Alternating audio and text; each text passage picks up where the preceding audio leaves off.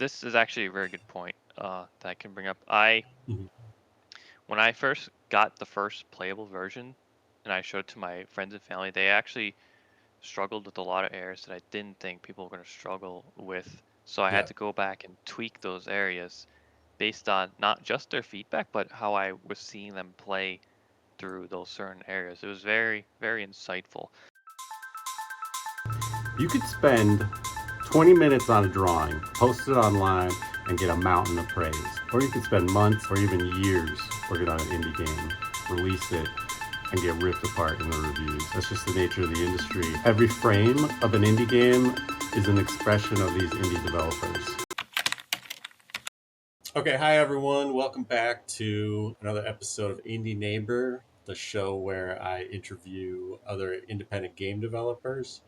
Today I'm talking to Dirk about his game called Seeing Double, which is a puzzle platformer where it looks like you play as two characters kind of side by side. Go ahead, Dirk. Give us an introduction to yourself in the game. Yeah. Yeah. Hi everyone. So yeah, I'm Dirk, as he said, and I'm a developer of games, mostly on Steam. I have a few older projects, but those are kind of incomplete. But I've been doing this for about 3 years, and Seeing Double is my first, like I would say, commercial quality demo that I've put on Steam that I actually feel proud to show to people. Basically, the first thing I made that isn't garbage. But yeah, it is a puzzle platformer, retro style. So it has things that maybe older audience might be a little bit nostalgic about, but it's still, I would say, accessible to a wide audience in its own right because I tried to make the platforming and the puzzles, all that. I tried to make it very simple and easy to grasp and just kind of gradually turn up the difficulty and complexity. So yeah, that was my thinking. Cool. So what I'm looking at here, cool kind of black and white pixel art, really retro vibe. And then really limited color palette, which I like because it's really clear to the player, what's going on, what your objectives are. Um, Looks like on the left hand side we got a little blue guy, and on the right hand side we got a little pink character, and the two characters seem to be like kind of their controls match entirely. So you're controlling both characters. Maybe you could take us through exactly how that Yes. works. Yes. So you control both characters at the exact same time, and they each have their own screen. And what you see on the left and right screen is almost identical, but not quite. So the core, I would say, gameplay gimmick is you gotta strategically switch your attention from left to right and vice versa to see what is on one screen versus what's on the other and what's not there on one screen versus what's not there on the other screen. So it's kind of that's where the whole puzzle aspect comes from. So you'll have these two characters just jumping through the level and you gotta see, okay, now I gotta look on the left side, now the right side, and Cool. see what obstacles are on each side. So yeah. Yeah, yeah. When you say that, kind of, I'm thinking those puzzles where you got the two images, but you got to find the difference in the two. It's just a picture, and Ah, this one's got a tiny little difference, and that one's got a little tiny little difference. And yeah, it is. It is. That's a very good analogy. Yeah, it is like that. yeah, I think everybody likes those. Like those are always Uh-huh. fun. It looks like you're collecting coins, but I don't think the coins are the puzzle aspect necessarily. Like the puzzles are more like when you get blocked by something. Would you say? Yeah. Well, yeah. The coins are basically the way to kind of guide the player visually through the level. You see, Mm, they're bright yellow, so that draws the player's attention. So usually, when I want the player to look at one particular area, that's where I'll put coins. So it's kind of where I kind of guide the player. Okay, you gotta look here on this screen. Now you gotta look on this screen at this part, for example. That's not to say they don't have their like uses in game, which I don't want to spoil all that stuff because there are parts where the coins actually do come into play. But uh, they're mostly just to guide the player. Like how the old school platformers did it with Mario. When you're playing as Mario, you wanna get the coins, so you follow where the coins are, and so that's basically what they're for. Yeah. Um, so where did this game kind of come from? Like, what were you inspired by any games in particular? Was this like your favorite genre of game?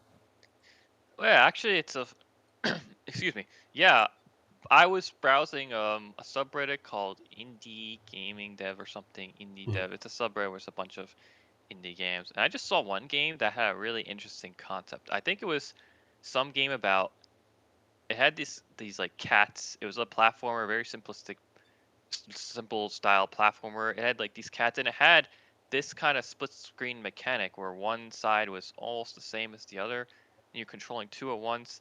But it was only for like one screen, and I just thought that was really cool. And then I was like, oh, what if I made a whole game around that mechanic?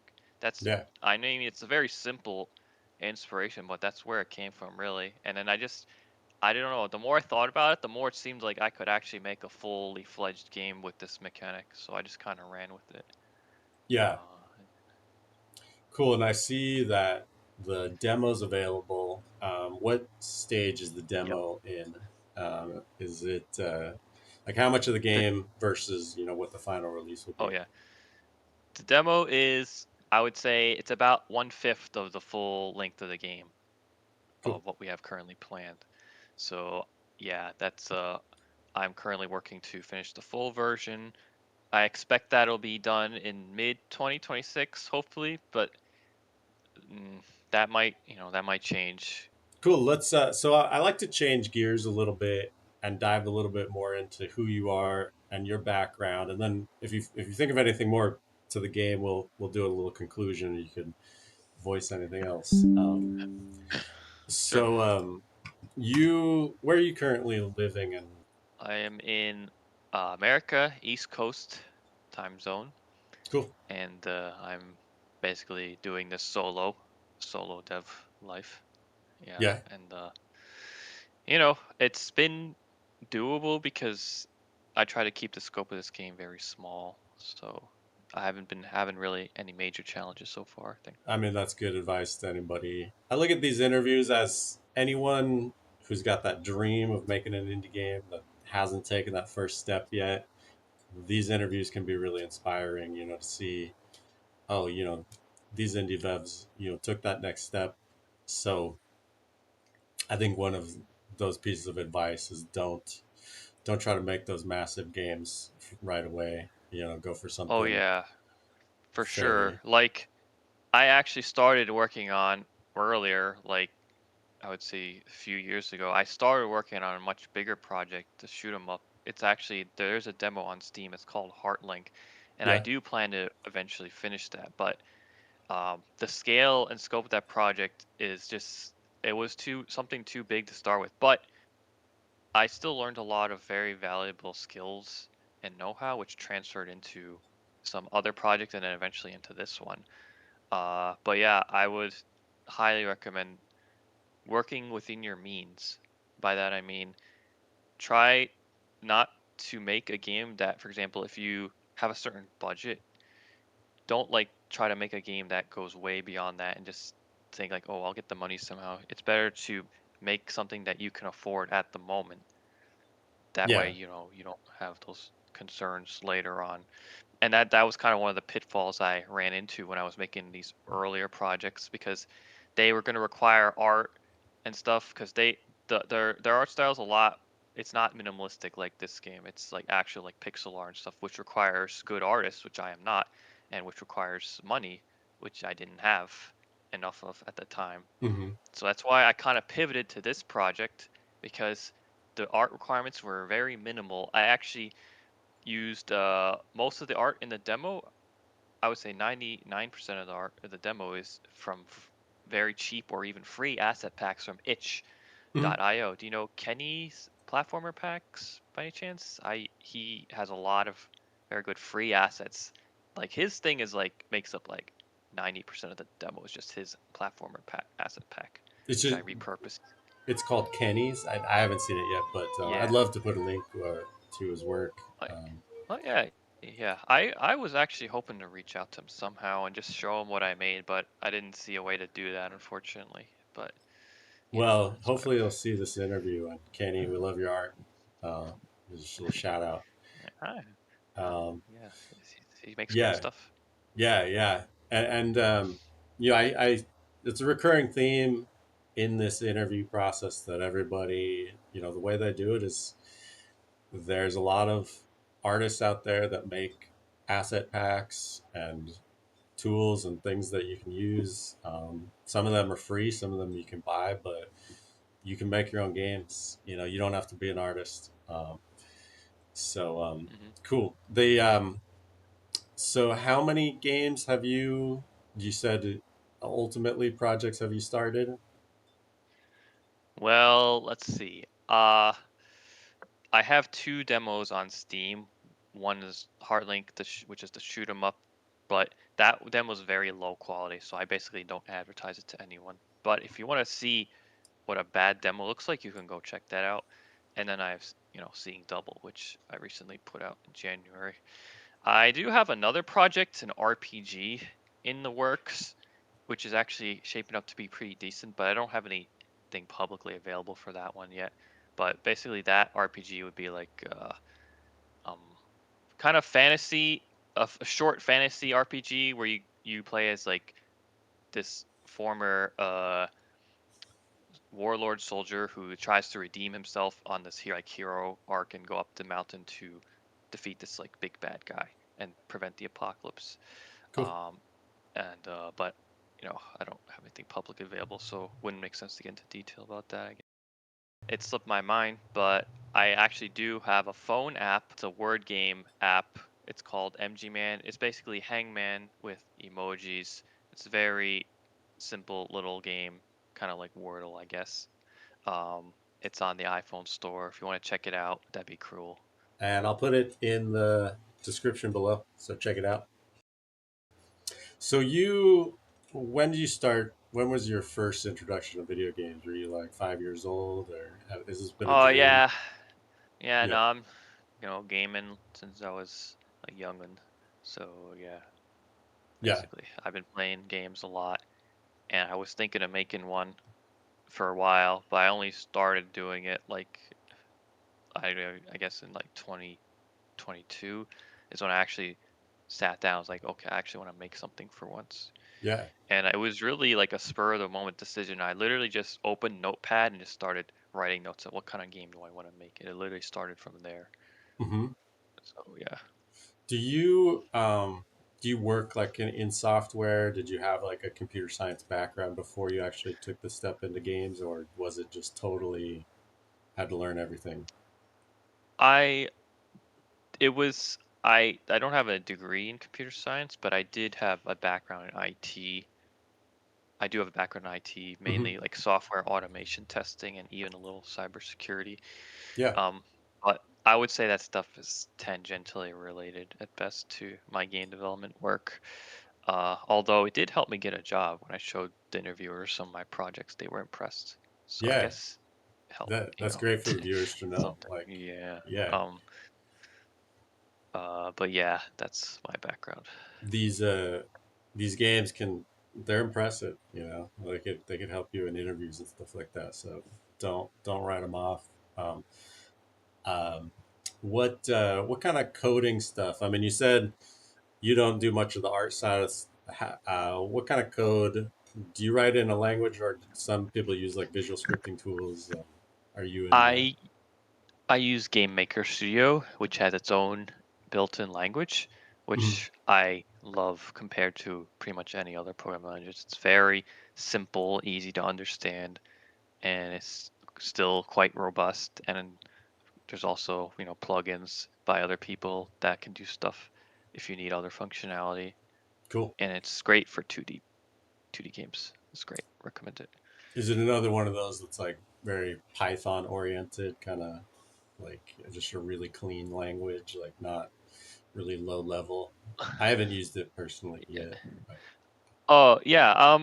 It is kind of like Python, but the thing that makes GameMaker very easy to grasp is the language itself is very basic, but you don't have to worry about like making these gigantic long scripts usually because they have like GameMaker has like separate object like assets. It's like in Unity, do you know prefabs in Unity? Yeah, yeah, It's like that. Like so you drag in an object and then you can define like certain events which act as like kind of function analogs in Unity. For example, Unity has like the update function which runs every frame, but in GameMaker, how you would do that is you would just drag in an object and then you would give it a step event, and then all your code in the step event runs once every frame. So it's just easier to keep track of for me personally.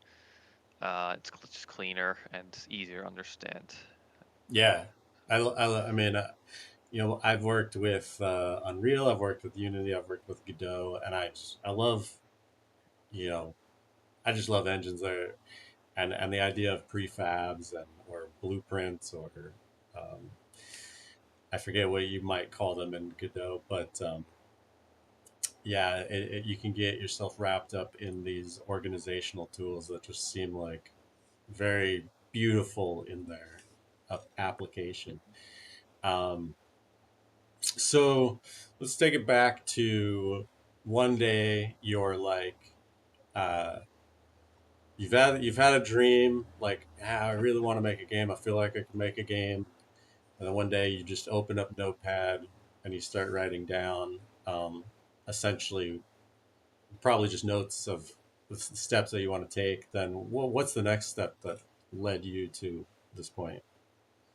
Well, after that, I mean, I can't speak for everyone because everyone, they're gonna have their own, I would say, journey or whatever you want to call it. But I think the most essential thing is just start making something.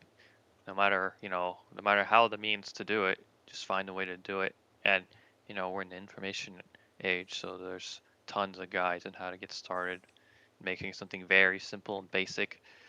Uh, like I even for seeing double, this was the first platformer I ever made, so I just followed a very helpful tutorial. Um, Peyton, I think Peyton Burnham's platformer tutorial series on Cool. YouTube. Perfect. So like stuff like that, just follow tutorials and just try to make just try to start somewhere. You just gotta start and just gotta make something. And even if it's crappy, which it very well might be, don't let that discourage you because you just gotta keep making and you'll get better and better over time. It's just same old story. You've probably heard a million times from other people. Well, at that point, at that moment, um, you with a bit of your technical background, you understood computers and all this stuff, so you didn't have to go like, how what is programming like. You had a sense of that stuff. So, and I'd Right. imagine probably based on your IT and stuff like that and your social media, a video or two probably popped up in your feed over the years of like, oh, I decided to make my own game, or this is a tutorial of how to make your own game, and you'd browse them and be like, oh, maybe I could do this at some point, and then that gets the seed planted, and from there, comes that day when you open the notepad. Have you had any playtesters playing yet? Have you seen anyone kind of struggle with the game? Is there any like bottlenecks or anything that you'd like to highlight? Yeah, actually, I did have. This is actually a very good point that I can bring up. Mhm. When I first got the first playable version and I showed it to my friends and family, they actually struggled with a lot of areas that I didn't think people were going to struggle with. So I had Yeah, to go back and tweak those areas based on not just their feedback, but how I was seeing them play through those certain areas. It was very, very insightful. So I guess if there's another piece of advice I can give to people who are looking to develop is always watch people play through your game and see how they play through it, and you can identify the problem areas, the pain points that people really struggle with, especially if there's like the same area that people are constantly getting tripped up in. That's when I'm like, okay, I gotta go and smooth that part out. I've done yeah, that several times for the demo of Seeing Double, and I was actually kind of surprised at how many times I had to go back and change something or make it easier or make it easier to understand and less obtuse. But yeah, that's part of the process. Yeah, that's excellent advice. I mean, and I totally agree. When it's really easy when you're making something to assume that everybody's just going to understand it right off the bat. You know, everybody sees it Exactly. the way you do, and then Yep. when you actually get it into other people's hands, you'd be incredibly surprised at the things that they don't understand. Yep. So yeah, Yeah. that's great advice. Yeah, that's developer's bias, and even though I do try to account for it, I still, of course, you can't account for everything. Yeah, yeah. Okay, if there's I think we could wrap it up if unless you've got something else you want to say. Would I be able to say that if you play through the demo, there is a link at the end of the demo to a Discord for anyone who wants to get updates on the game? Because I do have a Discord, I do post updates on the game for people who are interested. So I don't know if I am allowed to say that, but No, no, yeah, yeah. definitely. If you want me to put a link to the Discord in the video description, Oh, shoot that yeah, over that'd be to me. great. Yeah, for I sure. will. I will do that. Definitely join Dirk's Discord. Give him feedback about seeing double. Very important for the Hmm. game development that he Yes. gets this feedback from you guys. This has been another Indie Neighbor episode. If you guys like these videos, check out some of the other interviews that I've done.